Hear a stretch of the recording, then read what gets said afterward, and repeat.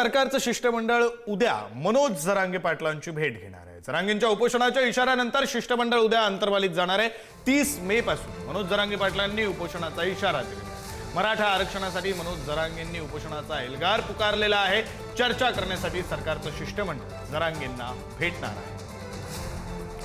प्रतिनिधी सचिन जिरे आपल्यासोबत फोन लाईन वरून जोडले गेलेले आहेत। सचिन, शिष्टमंडळामध्ये कोण कोण असणार आहे? जरांगेंच्या आत्ताच्या मागण्या नेमक्या काय काय आहेत? त्या मागण्यांची पूर्तता हे शिष्टमंडळ करू शकेल का? जरांगेंची मनधरणी करू शकेल का? शक्यता काय सांगताय?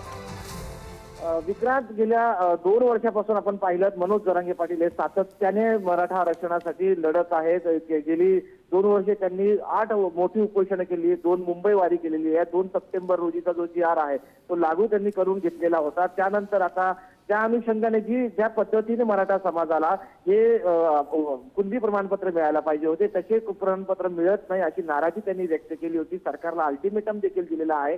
महाराष्ट्रातल्या ज्या मराठ्यांच्या कुणबी नोंदी सापडलेल्या आहेत त्या सर्वांना विनाअट प्रमाणपत्र देण्यात यावं अशा पद्धतीची त्यांची ही प्रमुख मागणी आहे। त्याचबरोबर जी उपसमिती आहे ती तातडीने बरखास्त करण्यात यावी आणि मराठा समाजात मराठा कुणबी असं एक मंत्रालय या ठिकाणी बनवण्यात यावं अशा पद्धतीची मागणी या ठिकाणी मनोज जरांगे पाटील यांची होती। आणि 29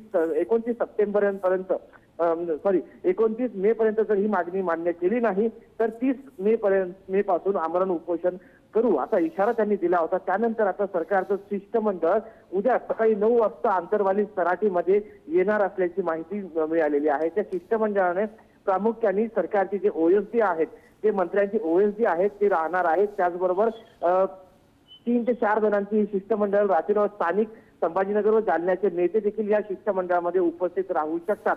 आणि मनोज जरांगे पाटील ज्यांनी ही जो इशारा दिलाय सरकारला त्या मनोज जरांगे पाटील यांची ते मनधरणी करण्यात यशस्वी होतात का किंवा यामधून काही तोडगा निघतो का हे पाहणं महत्वाचं राहणार आहे। मात्र कुठेतरी सरकारने एक पाऊल पुढे आल्याचं चित्र सध्या दिसत आहे। विक्रांत, धन्यवाद सचिन, दिलेल्या सगळ्या सविस्तर माहितीसाठी। आता उद्या पाहणं महत्वाचं असणार आहे सरकारचं शिष्टमंडळ मनोज जरांगे पाटलांची मनधरणी करण्यात यशस्वी ठरतं।